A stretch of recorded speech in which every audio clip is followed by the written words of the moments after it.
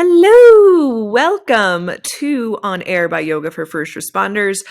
I'm Olivia, founder, CEO, and I am joined by the Brenna boy and the Brenna girl, Eric Brenneman, president of Yoga for First Responders, and Aurelia Brenneman, vice president of Yoga for First Responders. She is 15 months old. She is a volunteer for the organization. She's not yet on the payroll. No, she's sound check director. Like she's testing the microphones and things. Yeah, you're going to hear her sound check throughout throughout the episode. Actually, I'm pretty sure, especially for this episode. Now, this episode I was not on; I was downstairs for it, but I was hearing Aurelia doing her sound check.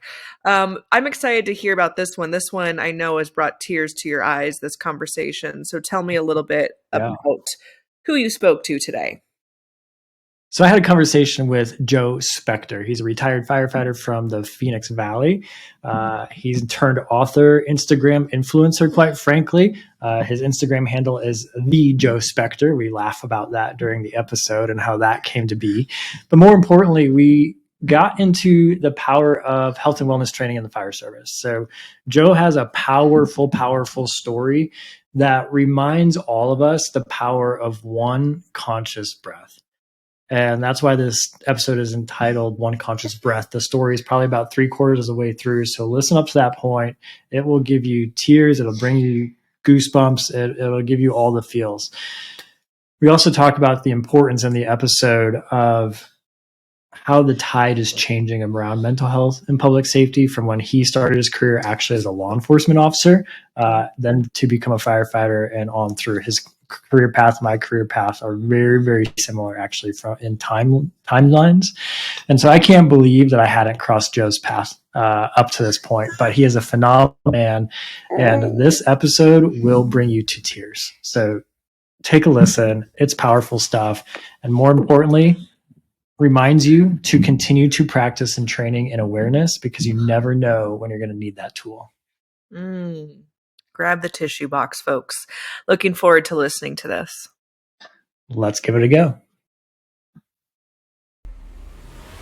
Welcome to Yoga for First Responders On Air, where we break down yoga, neuroscience, resilience, and public safety in a manner that's authentic, educational, and most importantly, entertaining and lighthearted. I'm YFFR's founder, Olivia Mead. As a yoga instructor and neuroscience enthusiast, I'm passionate about supporting first responders and anyone looking to improve their overall human performance. Each week, we'll dive into a new topic and often bring on expert guests to share their insights and experiences. But we'll also keep it real and share our own stories and struggles along the way. So whether you're a first responder or seeking to master the science of mental and physical resilience, this podcast is your ultimate guide to triumph over life's challenges with unbreakable strength and unwavering fortitude. By pressing play, your training has begun. Olivia's not going to be joining us today. I start that there because people that are listening to this podcast are used to it being a team event with Olivia and myself. We've had some major life changes, and we are now have a kid, and we've lost all of our support because we made the choice to move to New Mexico. And so we're balancing child duty and full-time businesses and everything else. And so, Joe, I'm excited to talk with you and just letting you know that Olivia will not be joining us today. And so for those that are expecting her to join us, I'm sorry, but it's just going to be Joe and me. And Joe, I've been reading your bio. I've been listening, super excited. I stumbled across you on Instagram, quite frankly. And I think we have a lot of similarities that we're going to uncover over the next hour or so. And so I'm super excited for this conversation. So we were just talking, you're in Arizona, right? I am in Phoenix. Yeah. Born and raised there, lifetime resident. Like, what's the status? Yeah, born and raised, native. Third generation, as crazy as that is, because there's none of us here, but yeah. No, not at all. I mean, one of my good friends at this point is a former Phoenix firefighter chief, battalion chief from there. And he's been in the Valley for 50 or 60 years. And to talk about the changes that the Valley has seen in 60 years is incredible, is insane. So 3 generations, I mean, it doesn't even look the same as when you were a kid, 100%. let alone when your parents were there, let alone when your grandparents were there. So, I mean, and then you were public safety there, like born and raised, lived the life, went into public safety. So tell me a little bit about yourself. So you're a cop and a firefighter? Like how'd that work out, man? All right, so I went to NAU, which is Northern Arizona University, and Yeah. I didn't really know what I wanted to do. I was like 19 and I was in business school, and then one of my sister's friends suggested I go on a ride along. He was a Phoenix police officer, and it was wild. It was like car chases and drug busts, and I was like, "Oh, this is what I want to do." Yeah, adventure, like. Right? And so I switched to Grand criminal. Theft Auto in real life. That's what it was like, dude. And so I switched my major to criminal justice, hustled out. They had a 3-year degree program. I got out in 2 years and 9 months because I needed to be in that police entrance exam by the time I turned 21. I got hired by the police department, and I did it for like 3.5 years. And for a while, I loved it. And honestly, there's so much I took away from it. In fact, the compliment between the two really like were during my formative years, the police academy and like understanding integrity and grit and like conflict resolution. I don't like conflict. I'm a very harmony guy, but like I did need those skills. I needed to learn how to be assertive and all of those things. And so I learned a lot, but I was like on patrol a lot, and I'd swing by the fire stations and the guys are like playing cards and cooking steak, and I just got spit on and taking somebody to jail. And I'm like, wait, you guys get paid the same as I do? And I had befriended all the firemen because honestly, it's just like my personality lends towards that more. And so for a couple of years, all the guys were like, when are you going to come over? When are you going to come over? And at first I was like, never. And then over 3 or 4 years, I was like, maybe someday. And then I just kind of started evolving that way. And so I did like a lateral transfer and I started over, but I got to stay within the city, keep my benefits. But I left my seniority and I tested with the fire department. And then I went to Phoenix Fire Academy. And so I was a cop for just under 4 years. And then I switched to the fire department. Amazing. And so you said lateral transfer. Like, was it an actual lateral transfer from Pete? No. Okay. I misspoke. Like I had built up seniority and all that stuff. I had to start over in that regard. But like time with the city, pension time, all of that stuff was lateral. But I went from being a booter to being a booter, starting over. Yeah. So, I mean, I left the fire service to pursue the mental health wellness route along with the full-time job that I mentioned before we started. 13 years in, was on the job. And when I was a firefighter in the Midwest. And so lateral transfers weren't really a thing there. And so that's why I picked up on that word, because moving west, lateral transfers are a thing. So when I first moved, left the fire service, I moved to Colorado. And they were like, hey, man, you could, because when I left as a lieutenant. I give my guys a hard time that are still on job, because like 6 months later, they all got participation ribbon promotions from lieutenants to captains. No change of duties, no change of pay, literally just no change of helmet color. Literally just went from lieutenants to captains. So they're all like, whenever I go back, they're like, "What's up, LT?" And I'm like, "Fuck off, Cap," like, because it's like this, like whatever. Hilarious. And so when I came out to Colorado, like, you could come in and move in right as a captain because we're short and we do lateral transfers. And like moving West Coast, that was a whole foreign concept to me. So I just had never experienced that world. It's just interesting how the fire service is so geographically diverse, like where you're at in the country, right? There's so much of our culture that's like identical, where you can speak to a firefighter anywhere, volunteer, full-time, doesn't matter, and you can connect. And then there's also so many differences at the same time. Totally. So you let people, your bio, like you say that you were removed from the fire service at about a captain rank. So how long were you in the fire service then? So what's your public safety timeline? All right. So I went from PD almost 4 years to fire department. I was there for 11 years. I had a little over 15 on the job total. Went from booter firefighter to engineer. And then I had just tested for captain. I really put a lot into it. It was a pretty competitive process. We had like 40 people test. There was one opening. My buddy got the opening, and then I was sitting in the number one list on the spot. But there was a captain in the office who was about to retire, and she was just like banking out vacation and stuff. So I was acting in the position. It wasn't participation ribbon. I didn't have captain on my shirt, but I had my own truck. I got to pay. I was a captain for a year acting in the position with a promotion like right around the corner like 3 months away from being promoted Good for you. officially. But then that's when I got injured, and then so then my career kind of ended Yeah. unexpectedly. Instead of that promotional ceremony, it was retirement. Yeah. What a interesting twist, right?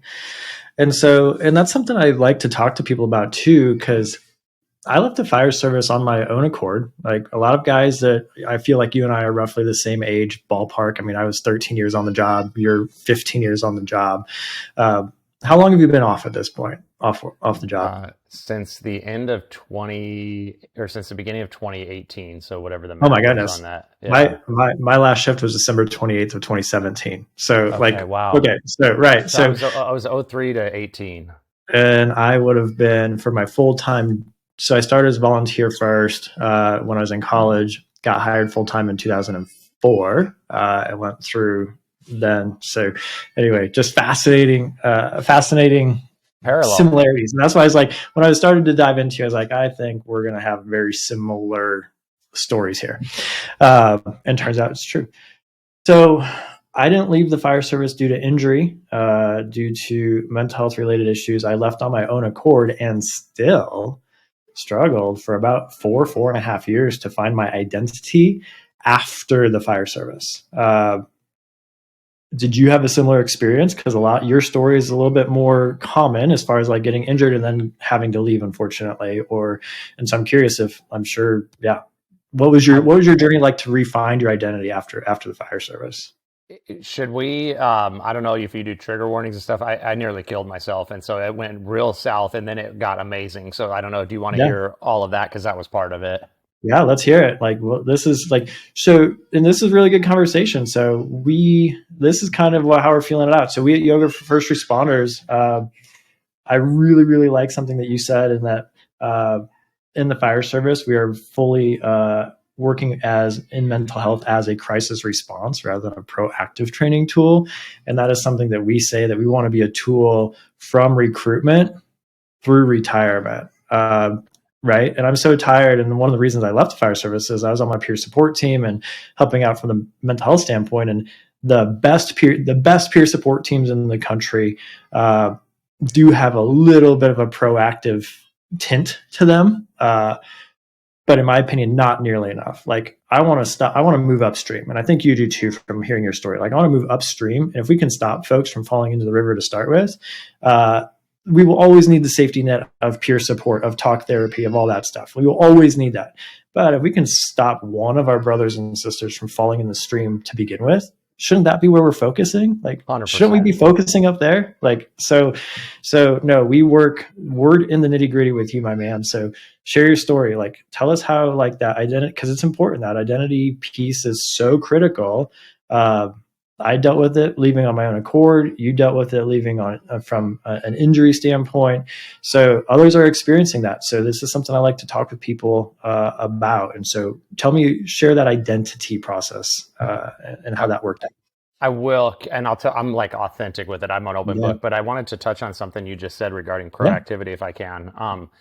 So I think it's because they don't know that that's needed. It's new, and they don't know how. But at least in Arizona, I cannot believe everybody is like thirsting for prevention. Like, so, it's like having a sprinkler or a fire alarm or having a fire truck come. You know, you want the prevention is, I would argue, more important, but you need both. You need, like you said, talk therapy, EMDR, counselors, crisis response. Of course, we need all of that. We just also equally need resilience building and prevention and all that stuff. But I was just in a meeting the other day, kind of pitching my training because it's brand new. And it was a huge room, dude. It was like 18 people, and it was fire chiefs and union VPs from Phoenix, Tucson, Surprise, our health center. And I'm like nervous. I'm new to this. I'm trying to tell them we need this training, resilience building. And honestly, after the meeting was over, everybody was super cool. And then we just had this like round table. Our whole peer support team was there, kumbaya, from the big cities to the little ones, talking about like prevent. And this is like, it's like they were in my head speaking what I was saying. They're like, this is amazing. Prevention is the future. We didn't quite know what pieces are missing, but we need this. We're on board with this. We're into meditation. We're into like, so I think that guys like us are kind of bringing it to the table, but there's something new going on in this last year or two where it's like, I'm being invited to talk about this stuff rather than having to try and like push it as a foreign idea. So it is changing, dude. So I'm excited about that. It is. So, Yoga First Responders, we've been around since 2016. I became a part of it in 2018. And I'll be honest, like from starting with the organization in 18, like 6 years ago at this point, it's the culture shift has been dramatic. It has gone from like people like laughing and snickering and being like, what the hell is this stuff, to slowly the tide is turning. It's thank goodness we have persistence, so we haven't given up throughout the process of those of the time that we've been around, because the tide is turning. We noticed something kind of interesting because we serve, and I think you do as well, both fire and police, right? Yeah. And so our customer base, full disclosure, prior to 2020 was probably 85% fire service, 15% law enforcement. We all can remember 2020 because we were all locked down, but more importantly, some of the societal changes that happened, especially surrounding law enforcement in 2020. And our customer base from 2020 to now, the pendulum has swung completely the other way. So society has shined such a bright spotlight on the mental health and wellness of law enforcement, specifically publicly, that we're probably now 85% law enforcement, 15% fire service. And so now I'm working my tail off, just as you are, to try to bring the fire service back up onto par with law enforcement a little bit and be like, listen, and whether we like it or not, like the spotlight shone brightly on law enforcement, because I think this will be something that resonates with you. Like if we as community, as we have fire departments and police departments, take better care of our officers, of our firefighters, they will in turn take better care of the communities. Yes. And it all starts at home, quote unquote, at home, by making sure that our side of the street, our mental health wellness components are in place so that we don't end up in an amygdala hijack, or don't end up in that cup spilling over and ending up on TikTok and YouTube and all of the interesting places that the videos show up, because there's video cameras everywhere these days. Unfortunately, I'm sure you've seen it too. It's starting to spill over into the fire service. I saw a video just recently from, I think it was major fire department up Rust Belt area fire department. They're back in the rig in the station, and somebody walked by the rig, behind the rig, which is a no-no, let's be honest. But the officer jumped out of the rig and started to verbally abuse the guy and damn near beat the guy up over walking behind the rig. Like, it's spilling over, right? And as a fire service, our trust is built upon the community. We've seen what happens to our brothers and sisters in blue when we start to lose that trust. So we have got to proactively start to make sure we too, on the red side, are in order. So I think that tide is shifting. You're speaking my language, because there's no downside to emotional regulation for police officers and firefighters. Even if you, I don't fall in this camp, but let's just be honest, there are people, if you like hate the police and you're just like only on TikTok looking at how effed up the cops are, the reality is then you want this type of training for police officers, because the more self-care they take, the more emotional awareness, processing, regulation, all of that stuff, the less that happens. It's a fact. You're going to have a more proper use of force, the ability to take a breath and create space between stimulus and response, less domestic violence at home. If you love police officers and you're 100% pro police officers, well, you don't want these guys on the street not equipped with coping skills and suffering and struggling.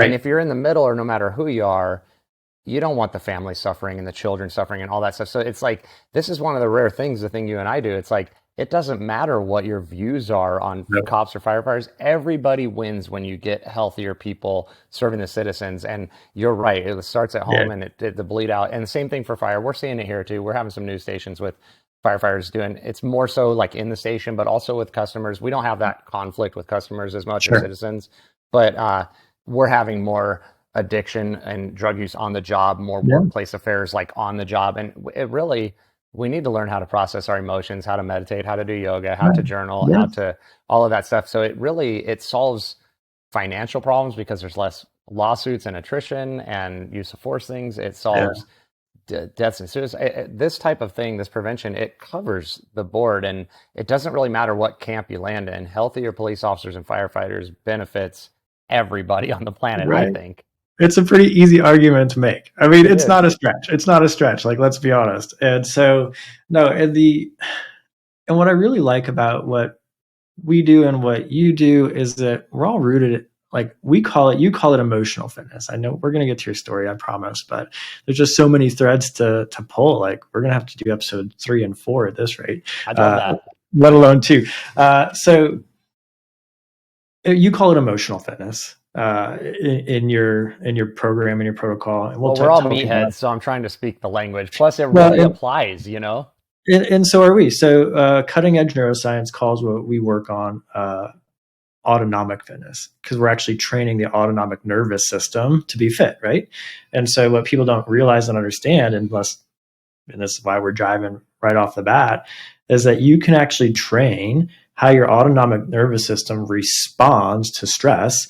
And if you've never been told that, quite frankly, ignorance is bliss. You're like, oh, the best thing I can do is just numb my pain away. Like that's the traditional route, right?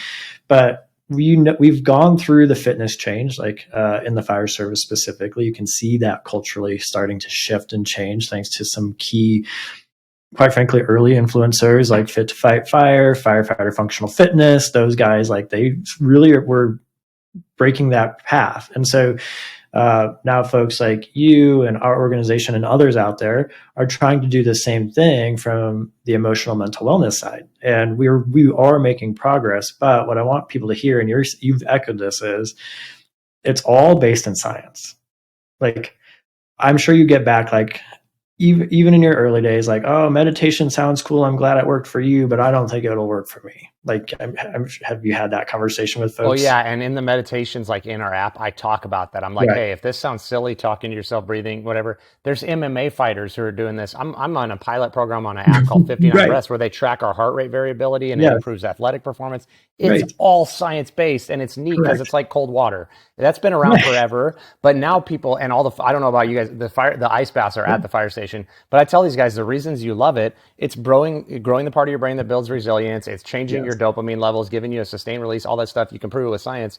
Well, now they put freaking monks on functional MRIs and they test cortisol levels. It's science, dude. Like this is provable stuff. It's cool. Yeah.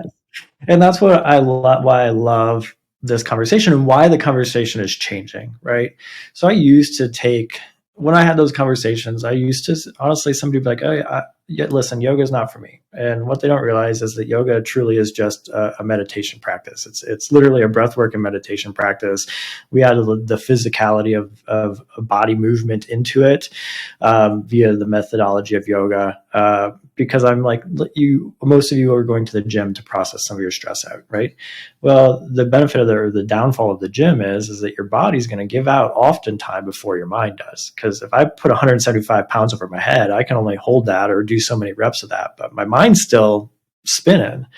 So the beautiful part of yoga is that the mind's going to give out long before the body does in a methodology like this, you know? And so that's the point, is like we truly are training autonomic fitness, because I can put you into a certain induced stress response and then train what your mindset is, train what your breathing pattern is while you're under a little bit of stress. And then we amplify that stress over and over and over again. So that's how we approach it at a very high level.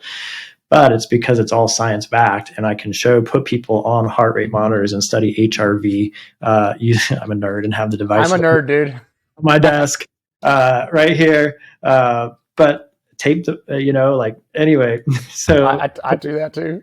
So the fact that we can lead with the science, right? We've heard data-driven decision making for years in public safety.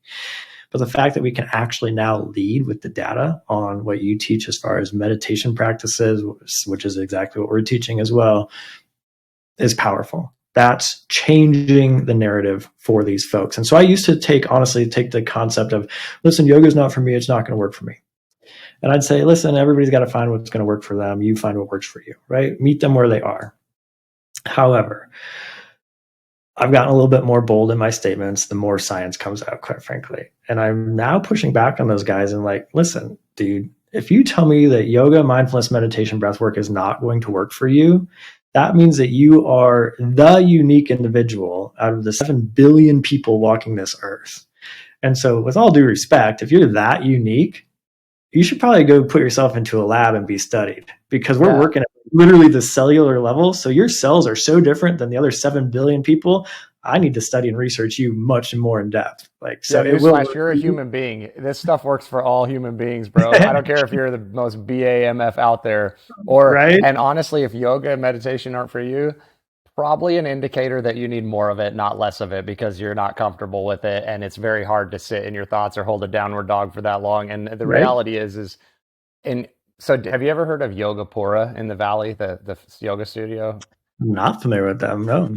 That's where I go. And the Yeah. founder, it's all based in like deep, old fashioned yoga principles, like the Yoga Yeah. Sutras and all that stuff. Like when we go there, it's way more still meditating than it is movement, I think. And it's a Right. lot, but it's also the founder is a former infantry army officer who had a serious case of PTSD and like 30 years ago became a yoga instructor because of how much yoga changed his life. And he wrote a book on it. And so he does like what we do, but with the military. And he's done Yeah. clinical trials, even official trials with the military on yoga nidra meditations combined with yoga, combined with emotional processing. And he's big into the science. Amazing. He's a nerd like us.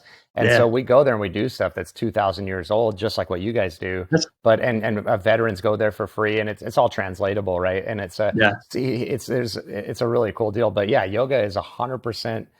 It's weird that they knew it long before the science could prove it, and they figured Right. it all out without these modern things. But you could do any sort of HRV blood test or functional MRI on the brain to prove everything that you're saying is true regarding yoga. Right. 100%. Like cutting edge neuroscience is just now actually telling us why the ancient wisdom sciences, yoga, mindfulness, meditation have worked for Yeah. 5,000 plus years. And Which so I love it because now we have more teeth to our argument. It's great. totally, totally. And my favorite thing that I heard in the last few years is like, oh, there's this new neurosteroid on the market. It's called DHEA. Like because the studies are starting to come out to it, onto it. Well, it turns out that the studies are just like it's now getting our instruments are just fine enough to actually detect it. Like DHEA has always been there. It's not new. Humans didn't just evolve DHEA in the last 5 years, you know. But no, super, super fascinating. I was actually just talking with a colleague yesterday who was in the Army at that probably about 30 years ago. So I'm actually kind of curious who this gentleman is. And he said that his sergeant in the Army was his favorite guy because he's like, number one, I knew I wasn't going to get killed, but looking back at it, he was actually a practicing Zen monk. Like, right. And so he was like, there's just something about him that was always super centered and like oriented for decision making. And he's like, now talking with you about what you guys do, it's just bringing it back into alignment. Like, oh yeah. So, we actually moved to New Mexico. We work closely with AFR, Albuquerque Fire Rescue. Pound for pound, one of the busiest departments in the country. Also, quite honestly, phenomenal mental health peer support system in place. Like Nice. head and shoulders above. And it's not by accident that we chose to move here.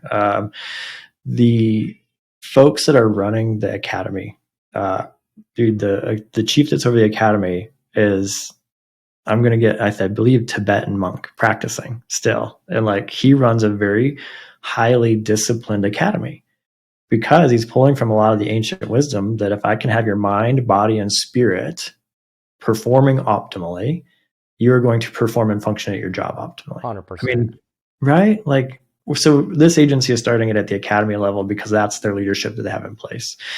And that's something that we see across the country is that leadership is sometimes not supportive of this endeavor. So you were just in a room with leadership the other day, and you said that they were fairly supportive, like like overwhelmingly, like I was shocked how supportive. It was amazing. Well, and so that because you were shocked about it means that historically that hasn't been the case. No, this is new. This is very new. Yeah. So did you have any experiences when you're on the job, like with poor leadership, or did you always have good leadership? And I mean, oh, yeah, bro. The face of it all. Good leadership is the exception rather than the norm. But what I think is amazing is that right now, and I don't know if this is your experience, so many departments in the Valley, whether it's in the union or in the command staff, have incredible leadership. Like I'm so thankful. Like I'm going, my home department is like, it's amazing, dude. Like honest, authentic, legit, not manager, not Right. power, not much, like legit. I care about my people, real in the trenches, badass leadership. And That's awesome. that's why this culture is changing. At least I have less experience like nationwide than you do. I'm really just kind of in You're touch good. with the Valley, but like Tempe, Surprise, Phoenix, like, dude, the leadership is, it's awesome and it's evolving. And especially as not to knock anybody, but as older generations head out the door and younger generations step up into these positions, a lot Yep. of them are struggling, or their families are struggling, or if you don't know somebody, if you haven't don't know somebody who's committed suicide or is addicted, you know somebody who knows Right. somebody. And so, like, my chief the other day, one thing I commended him on his leadership. I told him in front of that room because he was saying he's like a really solid dude and he's grounded and he's never had mental health struggles. And Mhm. he basically said, um, I don't quite understand, not like he's very smart, not like he doesn't understand it, but like from a experience standpoint, I don't quite Sure. understand this emotional stuff and I've never needed it. I've never had a struggle. He goes, but that's not to say that I won't in the future, Right. but I can tell you I know our people are hurting and we need it and I'm listening to everybody. And so I'm 100% on board with this. And I was like, dude, I want to just tell you, like, no brown nose in here, but like, it's one thing if you've experienced it. I think that's why I have such a like passion for it. But for you to Yeah. say I'm in this leadership position, it's not really my thing. I've never struggled with it. And I've never done yoga or meditated or written in a journal. But I see my people hurting, and I'm investing in more peer support, more training, prevention.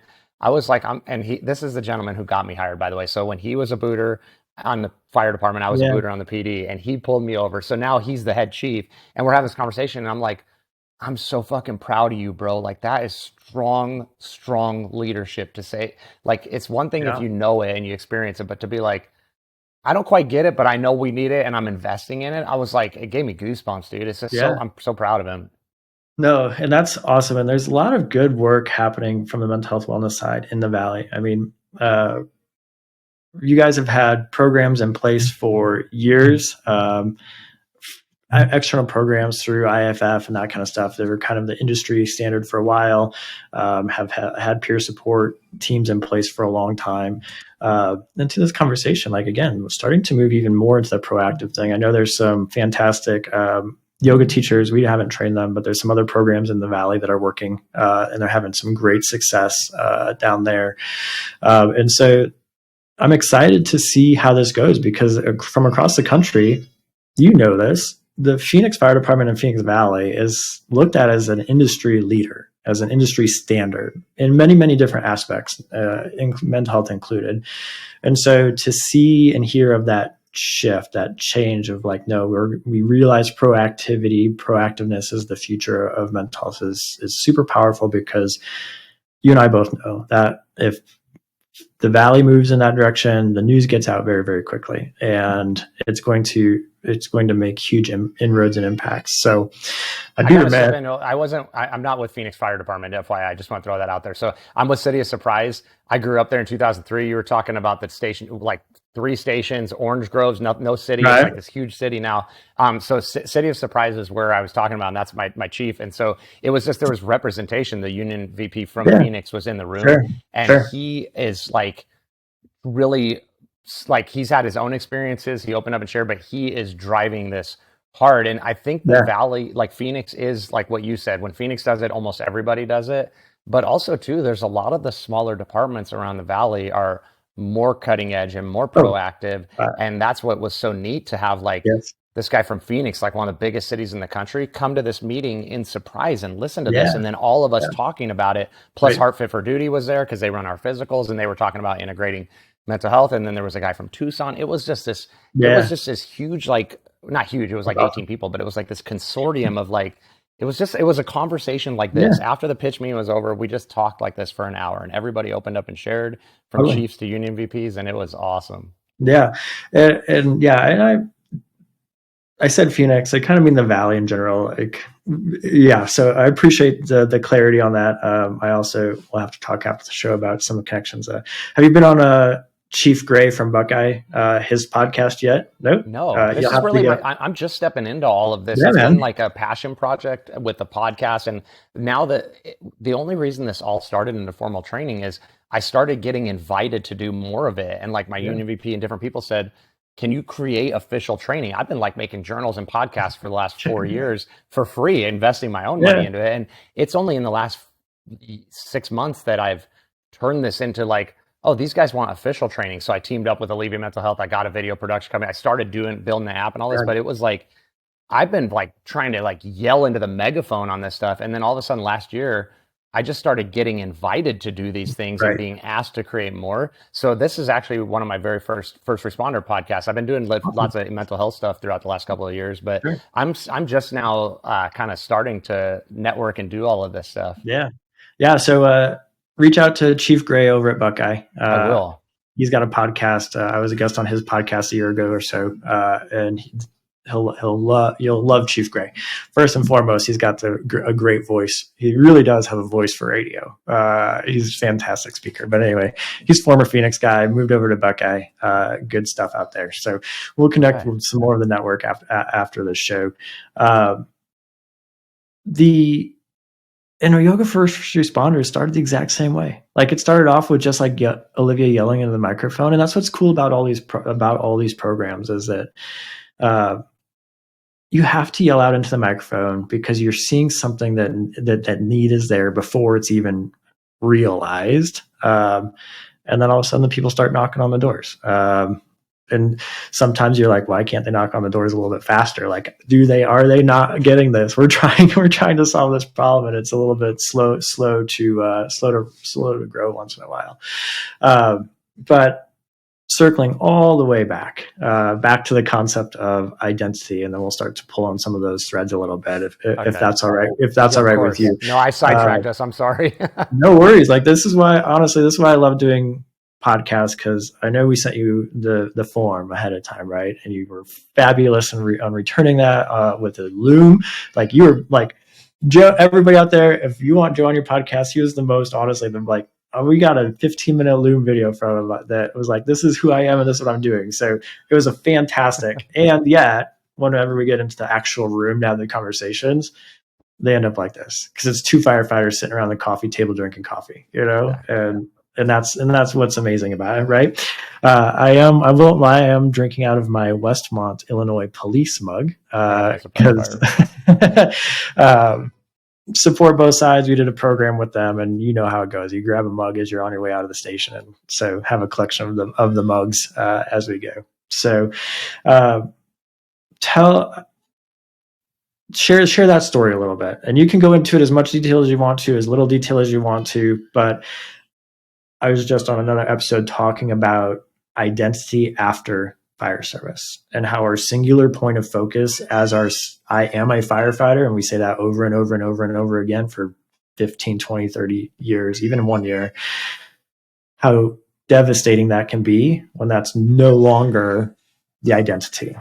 And something that we need to be very, very careful of and teach to in the fire service, that all of you folks that are listening that are in the fire service, in law enforcement, this hurts, this may hurt, it may cut deep, but you are more than a cop, you are more than a firefighter. And so I just wanted you to hear that. So share a little bit about that. Okay. And I will. I'll stay on track this time. And because in the interest of time, my story's long. So what I'll do is I'll stay concise on the details, but if you want to pull on any of the strings, I am absolutely an open book, even on the deepest, most traumatic memories. So, so that I can stay on target with what you just suggested. So in 2017, I got injured. I had already had a previous injury, and this exacerbated it. And it's a brain injury. I have some weird neurological stuff. I just couldn't get cleared to go back on the truck.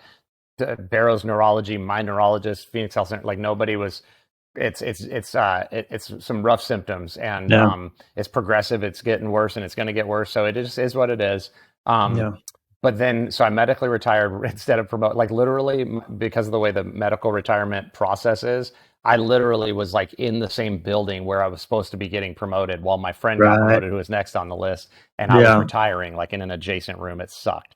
And it was very unexpected. I was excited to retire. I wasn't going to work forever, but I wanted to do 25 years and not 15. I had some bucket list things to accomplish, and it was a shock. And then when I was on the job, I'm a pretty balanced dude, and I saw a lot of our retirees struggling afterwards. I listened to podcasts with NFL players who got injured and they lost their identity. And so I was always really big on like, keeping a balance, having friends Yeah. outside of the job. You're way bigger than the job. And knowing that your assignment is not your identity. So your assignment is kid, college student, police officer, firefighter, dad, grandpa, dead. Yeah. Basically, you have different assignments throughout life, but your Right. identity is who you are as a human being. And those are two different things. And when you attach your identity to your assignment, when your assignment is over, which it doesn't always happen on your terms, if Right. you're left without your identity, there's a deep hole and a big depression. And so I did experience that, but I also, when I retired, I had one friend shoot himself and kill himself. I had another friend get into a car accident and die, and then another friend accidentally overdose. Both of Mm. my dogs got cancer. My grandma died. My father-in-law and mother-in-law passed away, and Man. then so we were sitting down. It wasn't just like, hey, dad's no longer a firefighter anymore, getting different surgery options. It Right. was like sitting down with my kids, hiring counselors to try and give them death notifications. My little babies were 3 and 5, and then over the next 2 years, we sat down at the table and told them so many people died. My mom got dementia. Like, dude, it went like my life was like badass, and then it was brutal. So it was Yeah, like, for God, it was sure. like not just the retirement, this death. Like I couldn't even keep up with funerals. I was carrying so many different caskets and not making it to funerals. And then my poor kids, they lost all their grandparents. They lost their uncle. Like it just, Mm. we lost Yeah. all of our dogs. Like, dude, it was like happy childhood to like, and so my wife Punch started after punch drinking. after punch after I was punch. struggling. Yeah, punch after punch. My kids started becoming very emotionally dysregulated because of all the grief and trauma. And I was no longer on the job, and Yeah. but I did have, I think it's very important. I don't know if I'm the exception rather than the rule. I have a lot of retiree friends who are like, F the brotherhood. When you leave, you're gone. Nobody cares about you. I had the opposite experience, dude, and I still do. I have Yeah. so much support and love and phone calls and help moving things and help watching my kids. Like to this day, like I'm Yeah. lifted up, but I think a lot of that has to do with I invest in relationships. I care about Sure. people. And so we've had a lot of conversations helping guys through divorce or addiction when I was on the job and I was strong. And those guys, boy, they showed up for me. And there's a Right. lot of Right. love. And those relationships transcend your 25-year career big Right. time. And so, but still, you're tending to, I was tending to my children's emotions and helping my wife and dealing with my own trauma and going to funerals. And like, that's way different than playing video games at a fire station and telling dirty jokes and watching comedy movies. And it's not as near as fun. And you have no idea how much, even when the job is at its worst and you're sleep deprived, how much you need those 2 days with your buddies per week. Like it's huge. And It to makes a lose difference. Yeah. that, oh my gosh. And like, People I forget how much of that time is as actually informal therapy. it Like is, dude, big you can time. actually, yeah, you can actually like reading the studies and stuff and seeing what you go through therapy and whatnot. Like that time with those guys truly is a form. I make this argument as a form of informal therapy, but it is 100%. therapy. So It anyway, just no sorry. different than informal group therapy. A lot of times at these outpatient facilities, they'll Yeah. have one of the people lead it, not a therapist, and the therapist leaves the room, and people share. It's the same thing. It's therapy, and Right. I love being my authentic self with my kids and telling dad jokes, but I prefer to tell firefighter jokes. And sometimes That's like that real. was removed from me because Yeah. different audience. I can't talk shit and be aggressive and cuss and tell dirty. Like you have Yeah. no idea when you leave that how Yeah. much you miss it. You know what I mean? And so Yeah. while I'm passionate about emotional regulation and conscious parenting, dude, I needed to get out there with the boys and be able to be unfiltered and gals. And so my life just kind of went in the toilet. And for anybody who's listening, this stuff it can sneak up on you. It presents differently for everybody. I had Mm-hmm. no indication that I wanted to end my life or that I was past my tipping point. Every day I was like, I can get through this. I can make it through this. I can lead my family. I can like there was no like tap out, probably because the police department deprogrammed me and made me like never quit. But it was Right. never like I can't handle this. It was like I'm miserable and I'm hurting, but like I will do this. And then one day, um, so my jaw was locking up. That's part of my neurology stuff. I had a physical therapy appointment, but I had to miss it because my daughter was dysregulated at school and they couldn't contain her. So I had to go pick her up. My jaw was hurting. My dad called me. My mom had run away from home because she had dementia that had been progressing. So I was like, set my daughter up. My jaw hurts. I'm chasing my mom down Central Avenue and she's trying to get into people's cars and she doesn't recognize me and she's fighting me. And it was just like my wife got home. And so my wife is like 6 years sober. She is like the most conscious mom, emotionally healed, regulated, amazing individual. And she shares, I'm not putting her on blast, but at this time, while we were like failing to thrive, Sure. she started drinking a lot and she had her own struggles. And so she was like, I think she had been drinking, she was yelling at me, and I just like had a day from hell. And Yeah. then I went into like a fugue state, dude. And all of a sudden I was just, I don't really know. I remember my wife throwing a watch at me, and I remember chasing my mom down Central Avenue. And then I'm in my Forerunner with my gun in my mouth, dude, like that. And it snuck up on me. Like, there's no like, Right. okay, I can't hang, I want out. I hate when people talk about suicide being selfish. Like, maybe sometimes, but no, dude, like your mental faculties are gone. I was like seeing red. I could feel my heart beating on my chest, like somebody was hitting me with a sledgehammer. I meditated for 20 years. I couldn't catch my breath. I'm like hyperventilating. I'm like crying in my car, and I'm like bringing the gun up to my mouth. And honestly, dying is the last thing I wanted to do. It was so weird, dude. Sorry, it's a little hard for me. I've told this story a lot. I'm comfortable with it, but I can't get through it without feeling some Of of it. course, like it's real. So I didn't want to do it, and I felt like I was compelled to, almost like when you yell at your kids and you're like, I don't want to do this, but I just can't do it. Like, I was Yeah. fighting myself, and like I felt like the only way to get through and survive was to kill myself, which makes no sense. But it's like when you're drowning and you want to come up for air, take your hand off a hot stove. Like, I think Right. because we're first responders and we can push through and we're like, we can disassociate, I push through way too much stuff. And Right. I like, that's can be to our advantage so much, but like, I think it fucked me, dude. And I pushed through so hard that my brain and my body, I had hives, were like, nope, too far. It's gone too far today. And you need to kill yourself to get out of this. It's like, to survive, you need to end it. And so I'm like, bring the gun up to my mouth. I can still taste it.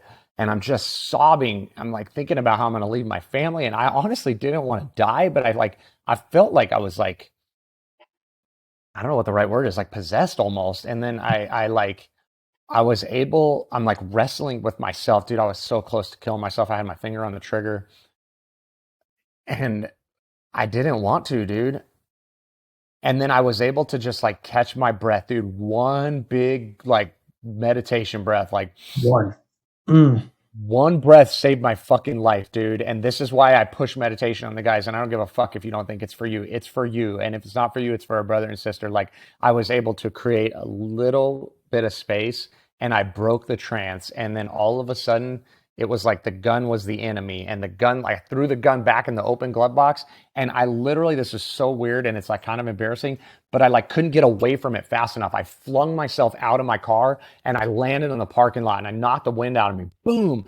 And then I just rolled over and I started throwing up, dude. I was like, your body, like through tears and Yeah. vomit, it purges that pain. Right. And I was just like vomiting, and I was like snotty, and I was like sobbing, and I was like, I was shocked. Honestly, I was like, I've, I don't quit and I don't die. And I'm almost died on the job. I've been shot. I've almost stepped on power lines. Like, dude, I almost killed myself. Like, I had no idea throughout, as in retrospect, it seems so silly that I didn't see this as a risk factor. I had no idea that was even on the table. Sure. And so Sure. I'm like, I'm shocked and I'm hurting, and I'm like, what happened? I'm like, I'm praying, and it's not like a religious prayer. I'm like, help me, like help me, Yeah. and I just like, I hit my breaking point, and I knew that I would never kill myself because I didn't know that that was a risk factor. So like, I knew, okay, wow, I can't ever let that happen, but I don't know how, because I'm still in the same boat and I hadn't done all this emotional processing work and all this Right. stuff. So I called up a buddy on the job, my friend Brandley, and I said, dude, I just almost killed myself. Will you take my gun?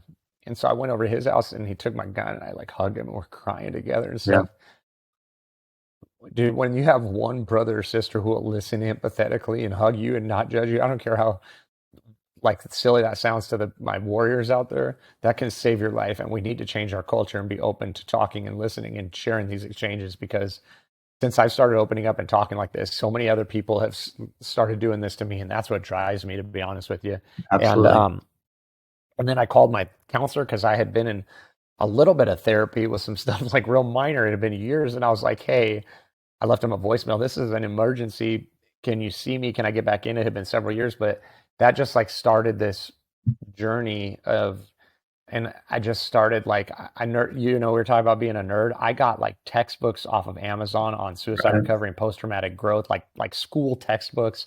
And then I was doing yoga with my kids and doing everything that the counselor said to help them mirror neurons and emotional regulation and modeling. I learned more from the kid stuff because Sure. like labeling your emotions, name it to tame it, Yeah. feel it to heal it, all that stuff, like putting a narrative of your experience.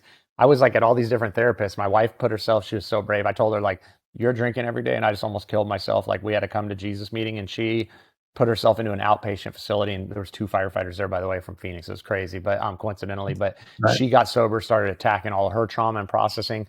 I was processing while she was at outpatient. I was doing yoga and meditation and emotional workbooks with my kids, and I was just like, I don't know how, but I'm gonna be bulletproof. Like I'm gonna get so fucking healthy and happy despite this. And that's where I just started Yeah. obsessing on science and psychology and resilience, and that's I circled away from it, sorry, but like part of that thing that led me to that was like the loss of identity. I thought I was grounded and I was ready to leave the fire service, and I wasn't going to be one of these guys who worked till I was 80. I was ready to go at 25 years.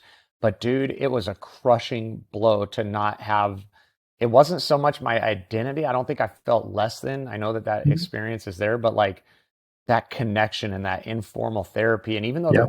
my team showed up for me, dude, but like to not be at the station, being able to be like, I feel like my most authentic self is when I'm at a fire station bullshitting with the guys, and to Totally. not have that for a year, and also to be dealing with all that trauma, but not have that outlet to talk to those guys and stuff. And so I kind of went all over the place, but that's the story. No, I mean, it's a powerful story, and there's thank you for sharing. And I know that that's what you do, but it's important for people to hear a few, I think, from my lens, a few key points in that. Number one, I agree, we are deconditioned to even realize that we are off center, or at least shutting it down to the point that we don't even know we're so far past the theoretical red line. Because we are literally trained to compartmentalize, box it up, keep shoving down into the box. And so that's one of the reasons too, like, and you said flat out, you've meditated and did breath work for 20 years and still didn't realize that you were off the X, like how far off center it was.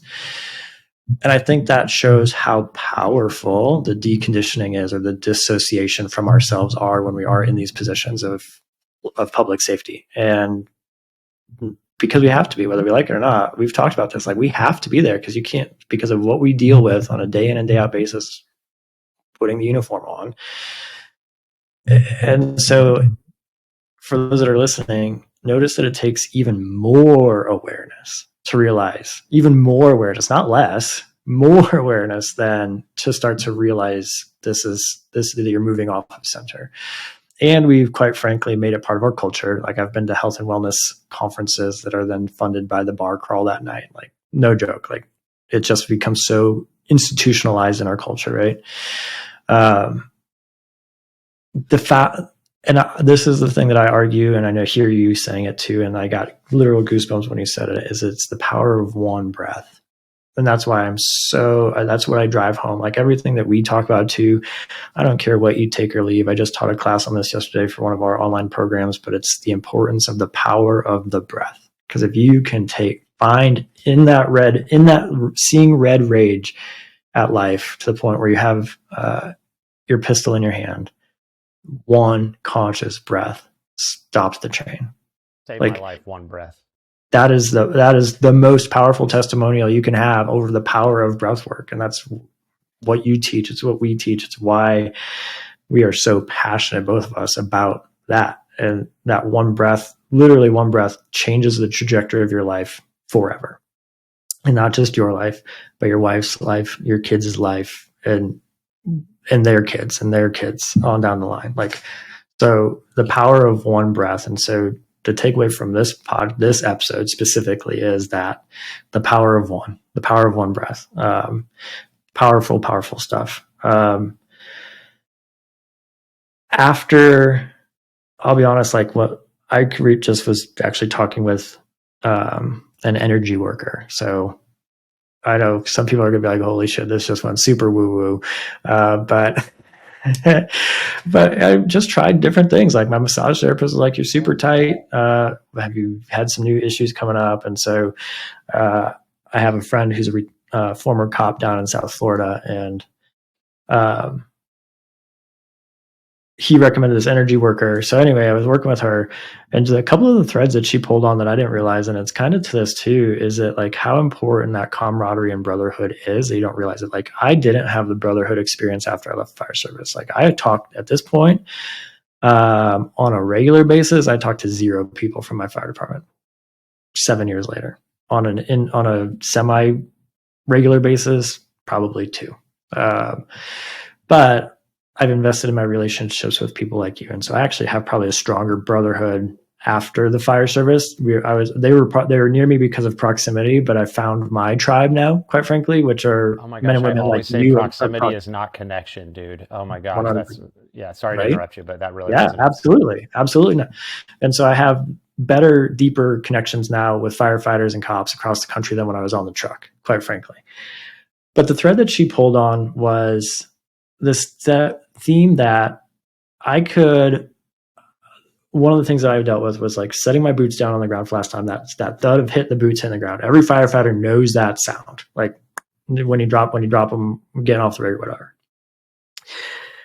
And coming off shift that last morning and leaving the firehouse, and the lieutenant that was coming on after me was a good friend of mine. He was a little bit my senior, and we just hugged in the bay. And he let me cry into his shoulder because it was like I said, I left on my own accord, and it was still just that like, oh my goodness, like this has been a huge part of my life for this many years. And I just cried in the bay. And while I'm in the middle of like that grieving process, the tones drop, the bay doors open, the guys come out of the quarters, the truck rolls out, and it's in that moment that you just like, I felt so alone. Like, and this was the word that came up was alone that we started work on. I was like, after all of these years of so much dedication and blood, sweat, and tears with these guys, in the moment of grief, you realize that your hand is now out of the water. And whatever call that is, that the funny story they're going to share about that call, because who knows what happened on it, you're not part of it anymore. Just that fast, that fast of a separation situation.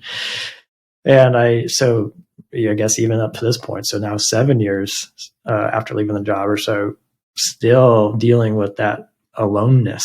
And so that's where like finding people like you and others to share these stories with. And that's where, like you say, missing those 2 days at the firehouse a week, it matters. It's important. And that's why when we started the show too, I said that one of our things that we really want to focus on is being a tool from recruitment. So people don't even know what they don't know when they're starting this job. They think it's all about like you did Grand Theft Auto getting into the cop car, through retirement, because they don't realize like my dad's 30-year retired battalion chief. At one point a few years back, fully admitted that he was sleeping less and drinking more, and it was from the impacts of the job and that kind of stuff, And so our retirees, no matter their age, no matter what reason why, we need to be support and tools for them as well, man. Thank you for sharing that with me. Yeah, of course. Like, I mean, this literally came up in the last couple of weeks. So I haven't really shared that aloneness feeling. And she actually took it all the way back to when I was in EMT school. And this was kind of crazy, is that when I was a young kid going through EMT school, the fact that I had, that would have been probably about 20 years old, 19, 20 years old. And was doing one of my first rotations in the emergency room, like you have to do for EMT program. I wasn't a medic, but I was like in Iowa, we could be on the truck as basics. And then, same. BLS for life, baby. I agree. I have no interest in being a medic. I won't lie. None. I don't want to ride on the meat wagon. Those guys get beat up way too much. So I'm happy to set up IPs, dude. I love my medics, but I'm not cutting anybody's throat open on the middle of the street. No, thank you. And then getting Monday morning quarterback. Yeah, you go for that. You go for that, but I'm not. And so it's just literally in the emergency room doing my basic rotations or whatnot, which, let's be honest, for the most part is like, oh, go take a blood pressure and get a pulse rate for me, like, okay. But then a kid comes in coding, and the kid was my age, and I didn't work it because it was a high speed thing. They just said, stand off to the side, get out of our way, essentially. And not prepared for what you're going to see. Like, this is like day one in the emergency room rotations, and now there's a kid your age dead on the table, and we're talking about donating eyes and stuff to his parents. Like, and you're witness to all of this. I mean, we're not even considered barely an adult in this country, let alone, so. And she took it all the way back. And what I figured out is that after that, there was literally nobody around, like, because the emergency room staff and whatever, they go on, they don't really give a shit about the EMTB students sitting in the corner of the room. And so we actually brought up some memories about standing in the washroom after that, literally by yourself, like, what the hell did I get myself into? And so to start your career and to end your career with kind of that bookends of like this severe alone feeling was just resounding. It was almost deafening. And I won't lie, we cried through a lot of that in that session with her that night, just because it was so powerful to look back on that, and how much yet is still there to process through. Yeah. It's one of those things like we will be impacted for life. Like it will never all truly be processed, but it's powerful stuff when you start to realize like the impact this job has had on your life. There's a lot of power in sharing though too, because not to be clever with words, but you're not alone in that alone feeling. And Right. I felt very isolated too, even when my brothers and sisters were there, just because sometimes when you're experiencing things that other people aren't experiencing, even when they try to have empathy, it's why, like, even if your wife is supportive after a bad call with a pediatric coach, you want to talk to another fireman because they get it. And so Yep. if you have your brothers and sisters and you retire and they're not retired yet, they love you, but like they don't get it. They're not in that boat. And Right. I started getting a lot of contacts from retirees when I started this Instagram, and it started taking off, even from Phoenix and stuff. Like, so many retirees feel alone because we mistake that proximity and all the awesome stuff about running calls and playing ping pong together.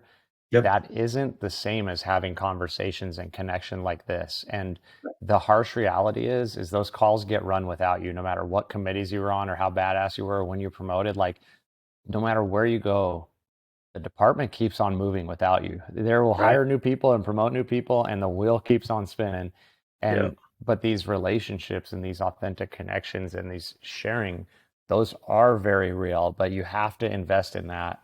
Or not, I don't like telling people what they have to do, but if you don't want to get caught in this isolation, you need to invest in those connections before, during, and after the job. I'm making a lot of these beautiful connections like this too. Some of my best friends and public safety people, one conversation like this can connect you for life. It's amazing.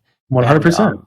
It's wild. And so that is why actually on our training, like, so we did it like kind of, it's app based too. And so retirees and family members are free because of that. And then we did a little hub where there's like, you had an option in the app to like anonymously or on like with the user handle, like talk, like you can create little, almost like Reddit forums. And so we did one for like after the call and one for sharing the wins. But then we put a retiree hub and a family member hub, like as a place, just because like, I don't know how much of an effect that's going to have, but like, dude, I get so many calls from retirees as much as active duty guys. They feel so alone. And it's like, I'm like, damn, you gave 32 years of your life and you're reaching out to a stranger that you found on Instagram. Fuck that. That's not okay. Like, we need to take better care of our people, and everybody's going to retire. Like you said, whether it's after a short amount of time like us or a long amount of time.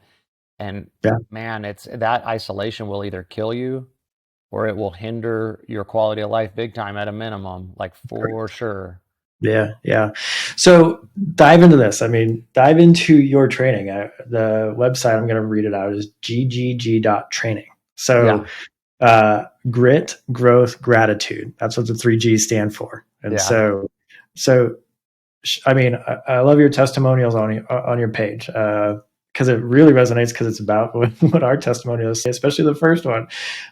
Finally, this is the information I needed in my mental wellness journey. Direct, no bullshit, easy to follow guidance from another first responders who has actually overcome their own traumatic experiences. And here's the key piece. Why weren't we taught these skills right out of the academy? 100%. Oh, did I lose you? You froze up. Oh, there you are. Yeah, so I'm putting off to screen two. That's powerful, right? Like, so especially the direct, no bullshit. Like you said, you got the most out of the kids things when you first started this journey. And let's be honest, like I have, as I said at the very beginning, I have a soon to be 16-month-old kid. I'm watching Miss Rachel and Sesame Street these days. Like that's what's on my TV. During her little bit of screen time that she gets. And what's so profound is how simple they break down complex things so that a 16-month-old can understand it. So I don't think it's by accident that you found some of the most, because sometimes like we go to these, like I've been in group sessions and I've even some trainings that we've been to, it's just so overly complicated. You're like, I don't know what you just said. Like, yeah. and then how to apply it to me. So clearly you've taken those, I don't mean to minimize, like taking the concept, like I was inspired by the kids programs, and now I've created something that's direct, no BS, easy to follow. Like, good for you, man. Like, it's interesting. Like you can read Dr. Dan Siegel, and he wrote The Whole Brain Child, so it's kid stuff, but then he does a lot of stuff for adults too. Yeah. But he's talking about labeling emotions. And the way he tells it to adults is like science and psychology has proven that we don't have a large enough emotional vocabulary. But if you scan the wheel of emotions and you put the right label to your emotions, you physiologically, your symptoms get turned down and it can reduce the intensity of the emotion by 50%.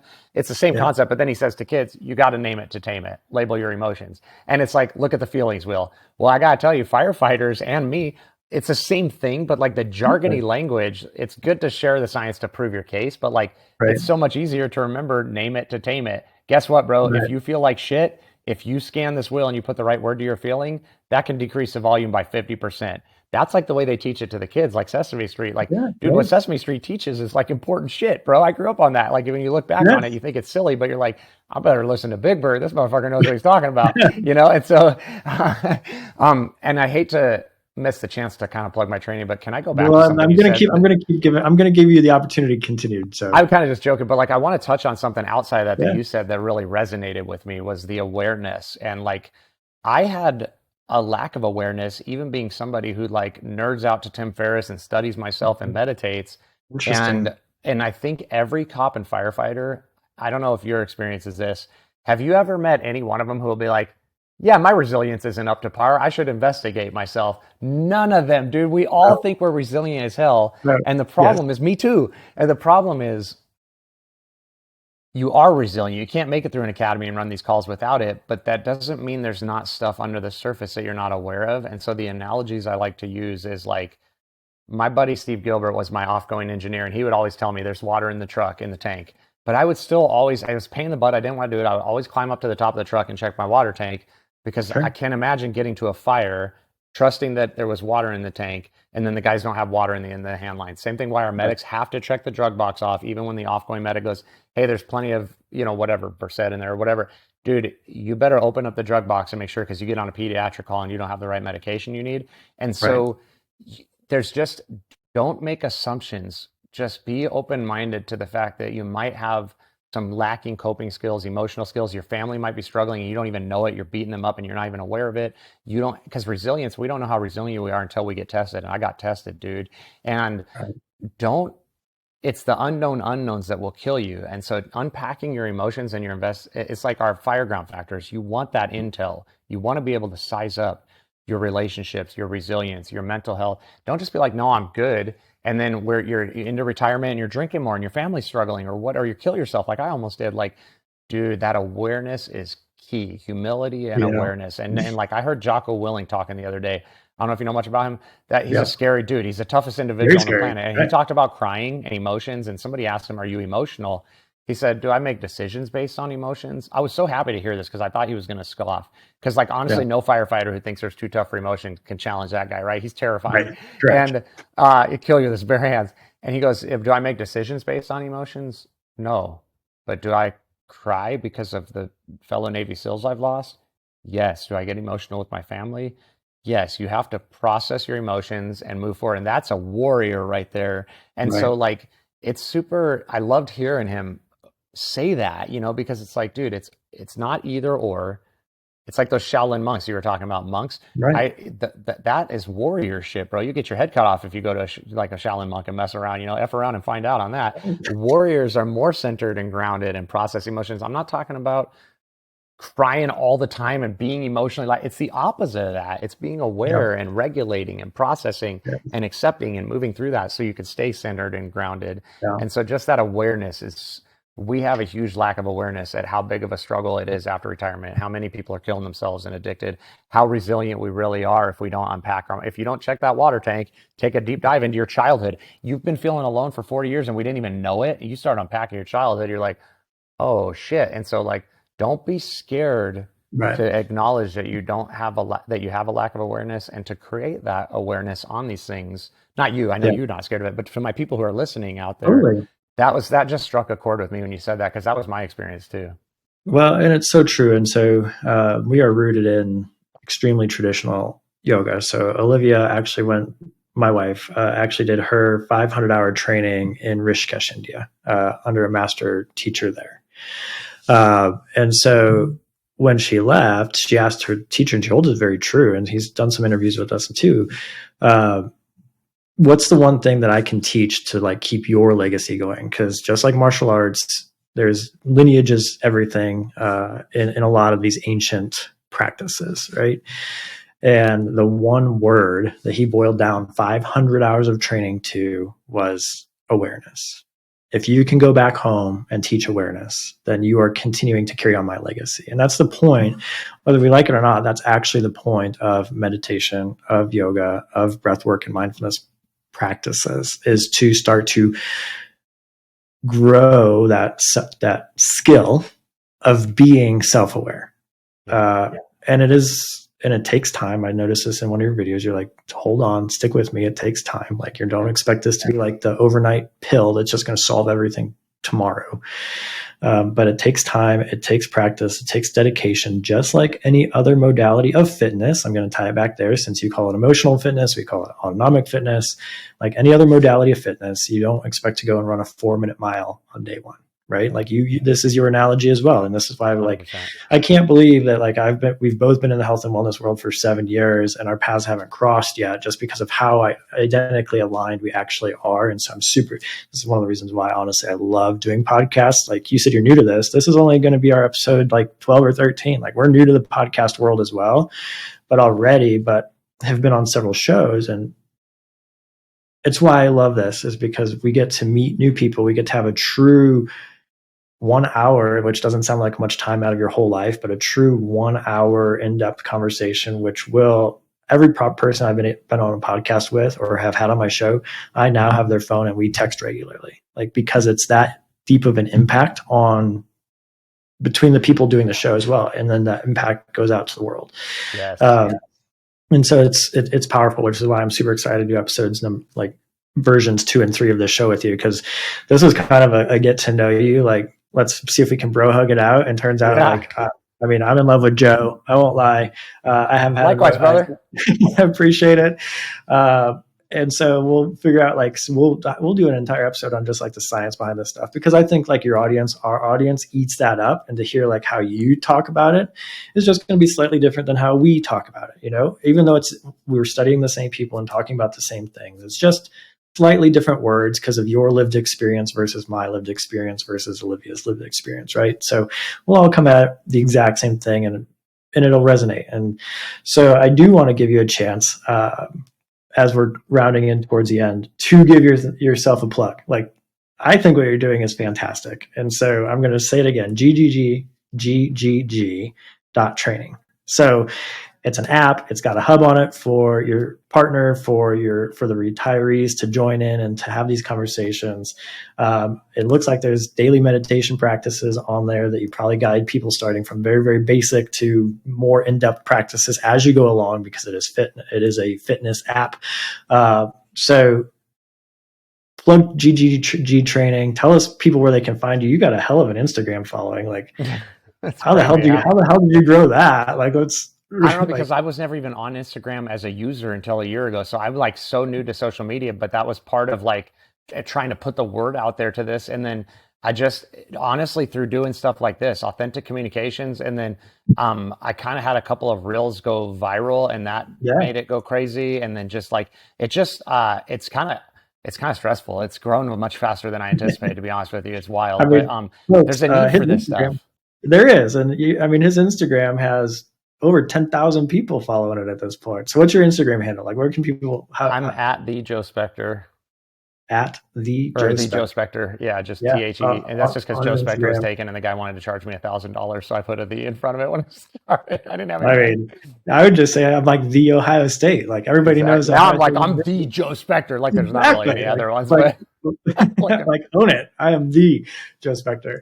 So the Joe Spector on Instagram, and then ggg.training is your website, so where people that's can. yeah, that's the training program, and that's really what we did was we took all this stuff that we've been doing volunteering and asking for training, and we were like, we need to create comprehensive mental health emergency prevention training for first responders. So I teamed up with my buddy who is the COO of Olivia Mental Health. That's a big mental health facility here in Phoenix.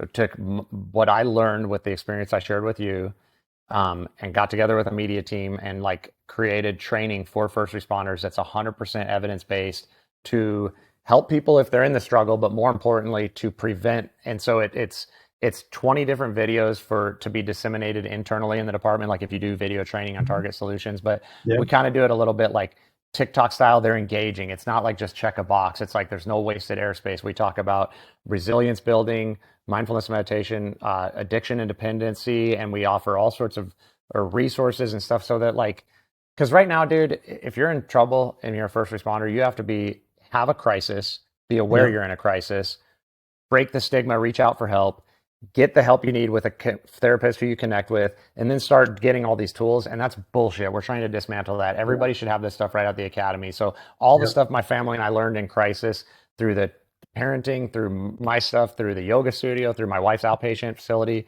I teamed up with a psychiatrist and a team of counselors here. And it's all evidence-based psychology stuff, but it's designed and delivered in a language for firefighters or police officers.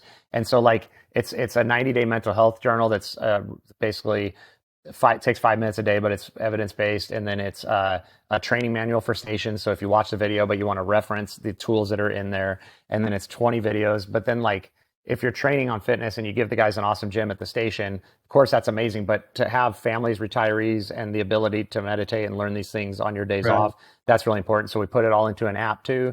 So it's just like and we cover conflict resolution and communication and things at home where families are struggling. We're trying to get the families involved. So it's like just all the tools that I needed that I didn't have. And we're just launching and spreading it, but there's already a lot of traction in the valley on it and stuff. So it's just trying to complement, like you said, it doesn't replace the crisis response stuff. It's just, there's not a lot of prevention training. And so this is really comprehensive. And so we're excited to get it out there to other departments. It's amazing. I mean, I love it, and everything is exactly right. I'd be remiss if I didn't take this opportunity to let you know that, and this is kind of a plug for ours, that we are doing a train the trainer. We call them instructor schools, actually hosted by Mesa Fire Department, coming up. And so you're going to have some yoga instructors in public safety down in your neck of the woods very, very soon. That instructor school is actually the week of August 5th through 9th. So I'm going to ask you if you can clear your calendar that week, and I'll personal invite you to get you to that thing. That'd be amazing. I'm putting that in here real quick. To continue to see what we do, learn, and then you can actually also teach some of our protocol to the folks that you work with as well. So I want to invite you to that August 5th through 9th. And so, yeah, we're doing an instructor school with Mesa Fire Department. And so that'll be open up to the entire Valley. So we'll start to advertise that out here shortly. So hopefully you'll actually see some of that on your social media feed at some point. So the Joe Spector, it has been a pleasure. It has been a pleasure to get to know you today over the last hour. And I am sincerely grateful for you to take the opportunity and show up and talk with us and our audience and to share what you're doing, because it's powerful, man. It's powerful. And I'm excited to hopefully exchange phone numbers when we hang up and put you as one of those people that I've talked to and become close friends with because of the opportunity podcasting. So I appreciate you, my man. Likewise, I'm so thankful that you invited me here, and this connection has been amazing. I just got goosebumps when you're talking about that. I appreciate everything you're doing, and we're changing the culture together, and I'm really proud of you, and I'm thankful for you sharing and giving me the opportunity to share too. Hey, before we go, I want to remind you that training your mental and physical health is incredibly important, especially for those working in high-stress jobs like first responders. And if you're interested in learning more about yoga for first responders, visit yogaforfirstresponders.org for our on-demand training app, online course platform, in-person training, and more. Like this podcast, subscribe, and give us a great review. We are so happy to have you part of the YFFR mission.